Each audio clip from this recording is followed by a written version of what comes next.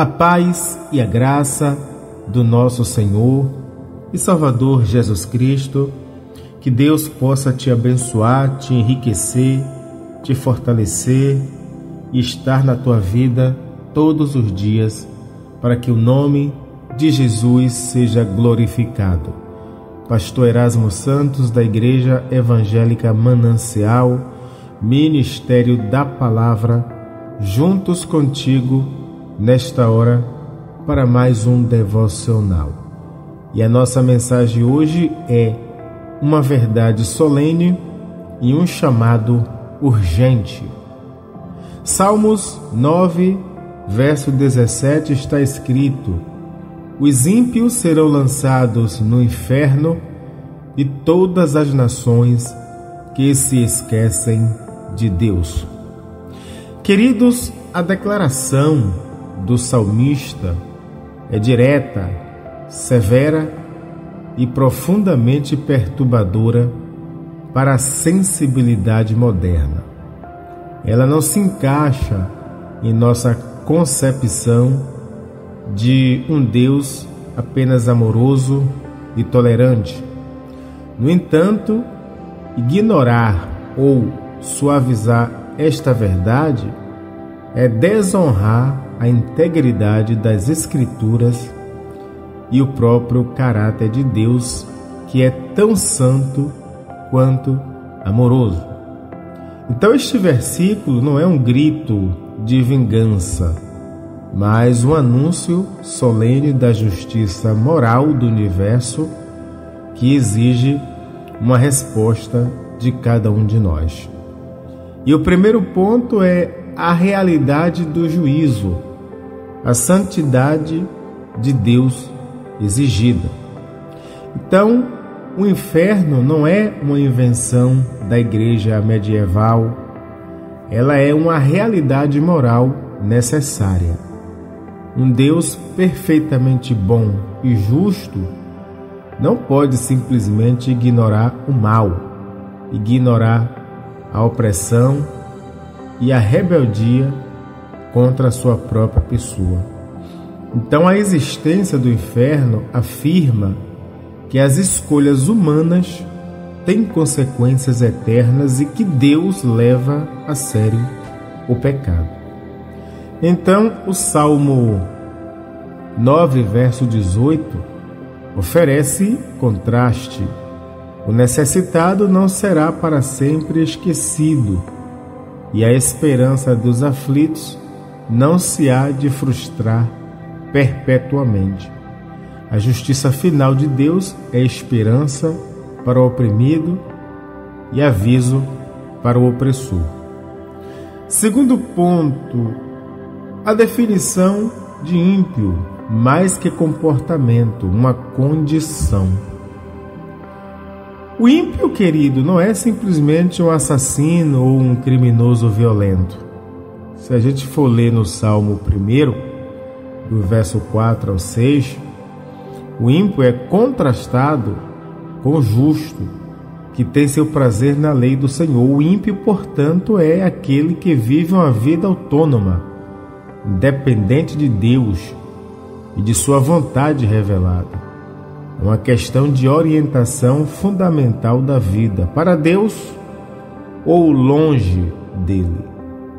O Salmo 9,17 amplia isso para as nações que se esquecem de Deus, ou seja, sociedades inteiras que constroem sua cultura, suas leis e seus valores sem qualquer referência ao seu Criador. E isso, de certa forma, é sério. Terceiro ponto, o esquecimento que condena, a rejeição da revelação. Esquecer-se, queridos, de Deus, no sentido bíblico, não é uma falha de memória, mas uma rejeição ativa. Paulo descreve este processo em Romanos 1, 28, quando ele diz: e por haverem desprezado o conhecimento de Deus, o próprio Deus os entregou a um sentimento depravado para praticarem coisas que não convêm.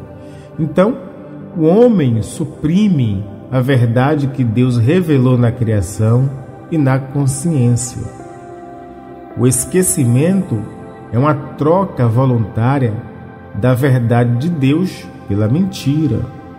É uma escolha pela autonomia radical, cujo fim último é a separação eterna da fonte da vida. Quarto ponto, a graça como saída, o caminho da justificação. Queridos, a má notícia do Salmo 9,17 prepara o terreno para a boa notícia do Evangelho, pois todos pecaram e carecem da glória de Deus, sendo justificados gratuitamente por sua graça, mediante a redenção que há em Cristo Jesus. Você pode ler Romanos capítulo 3, do verso 23 ao 24. Então a sentença do Salmo nos inclui a todos. Nenhum de nós, por esforço próprio, pode escapar da categoria de ímpio diante da santidade absoluta de Deus. Então a condenação é nossa sentença merecida. Mas a cruz de Cristo é o lugar onde a justiça de Deus, que exige punição pelo pecado, e o seu amor, que deseja salvar o pecador, se encontram. Jesus sofreu a penalidade do inferno em nosso lugar. E o quinto e último ponto é o chamado ao arrependimento, a resposta exigida. Então, a proclamação do juízo nunca é um fim em si mesma. É sempre urgente o chamado ao arrependimento. Paulo declarou em Atenas: ora, não levou Deus em conta os tempos da ignorância? Agora, porém, notifica aos homens que todos, em toda parte, se arrependam, porquanto estabeleceu um dia em que há de julgar o mundo com justiça, por meio de um varão que destinou e acreditou diante de todos, ressuscitando dentre os mortos. Você pode ler em Atos, capítulo 17, do verso 30 e 31. Então a ressurreição de Jesus é a prova de que o juízo vindouro é real. A solene verdade do Salmo 9,17 é o pano de fundo escuro contra o qual o brilho da graça do Evangelho resplandece com máxima intensidade. Então, queridos, o inferno é um lugar pelo qual nós precisamos nos afastar e fugir de todas as verdades. E se você crê, meu irmão, que Jesus Cristo já pagou o preço no seu lugar e que as portas do inferno não têm poder sobre a sua vida, se você crer nisso, dá um glória a Deus. Mas agora vamos orar, apresentar a nossa vida, esta segunda-feira, também nas mãos do nosso Deus. Pai nosso que estás no céu, santificado seja o teu nome. Venha a nós o teu reino.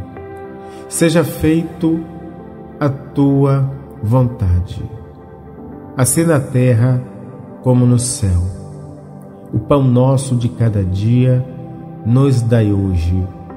Perdoa nossas dívidas, assim como nós perdoamos aos nossos devedores. E não nos deixes cair em tentação, mas livra-nos do mal, porque teu é o reino, o poder, a honra e a glória para todo o sempre.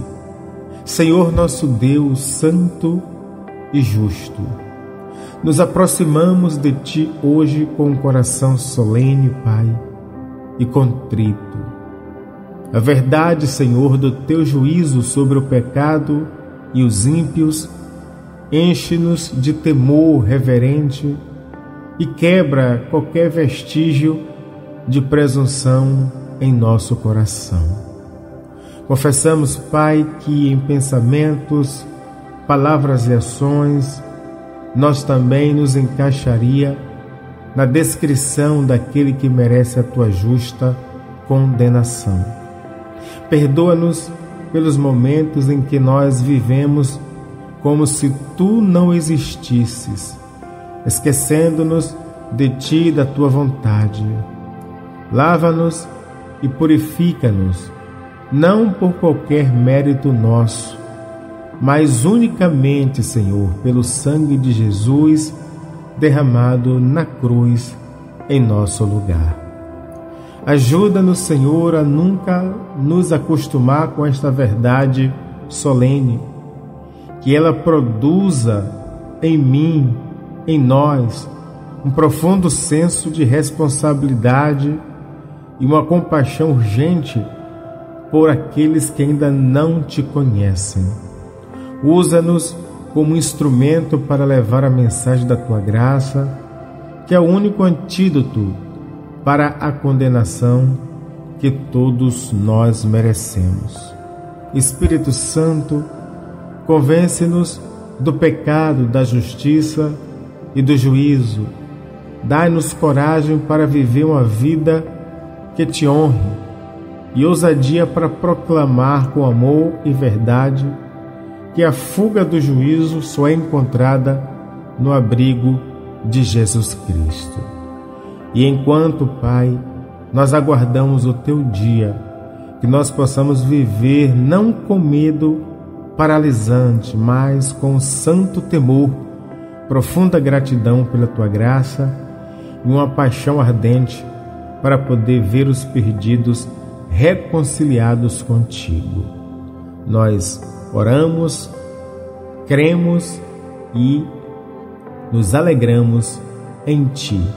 Em nome do Pai, em nome do Filho e em nome do Espírito Santo de Deus. Seja você, meu irmão, minha irmã, abençoados em todos os sentidos.